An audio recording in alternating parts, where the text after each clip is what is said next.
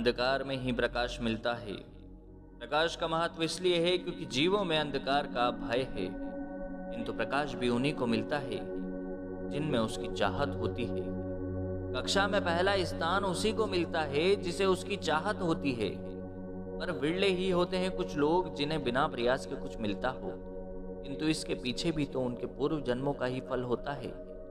जीवन में किसी कार्य की निरंतरता कुशलता लाती है। लोहार भी बार बार रोज रोज हथौड़े का प्रहार करने का आदी हो जाता है, इसलिए बिना गलती के उसके प्रहार निश्चित जगह पर होते हैं। धीरे धीरे शरीर को जहर दिया जाए तो एक समय के बाद जहर शरीर पर काम नहीं करेगा। यह सबूत है इसका कि निरंतरता के साथ चमत्कार जीवन में कर सकती है। यह सबूत है इसका कि निरंतरता से जीवन अवधि बढ़ाई जा सकती है। योगी का जीवन श्वासों पर नियंत्रण का प्रयास है। जीवन भर योगी निरंतर योग क्रियाओं से श्वासों पर संयम पाता है, और इसमें संशय नहीं है कि योगियों की उम्र भारत में सामान्य इंसान की उम्र से कहीं अधिक होती है। किंतु चाहत और निरंतरता व्यर्थ है यदि जीवन में एकाग्रता न हो तो। पल पल में इच्छाएं बदलने वालों की कभी कभार ही कोई इच्छा पूरी हो पाती है।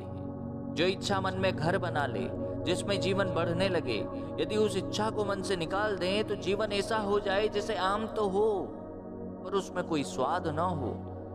स्वाद से ही आम की खासियत है। यदि इच्छा इतनी महत्वपूर्ण न हो जाए कि जीवन की हर चीज उसके अनुरूप न होने लगे तो व्यर्थ है वो इच्छा, क्योंकि शायद ही फिर वो कभी पूरी हो पाएगी। एकाग्रता की कमी अभिशाप है। यदि सद्गुणों में व्यक्ति एकाग्र न हो तो पल में अच्छे और पल में ही बुरे काम होने लगेंगे। कोई एक स्थायी पहचान व्यक्ति बना नहीं पाएगा, तो फिर किस काम के ऐसे अच्छे कर्म जो बुरे कर्मों से ढक जाए। एकाग्रता यदि सफलता की जमीन है तो चाहत और निरंतरता सीमेंट और रेत है। यदि जमीन नहीं होगी तो सीमेंट और रेत का क्या करोगे? कहाँ बनाओगे अपनी सफलता की इमारत? कैसे होगी इच्छाएं पूरी? स्वयं विचार कीजिएगा। जय श्री महाकाल।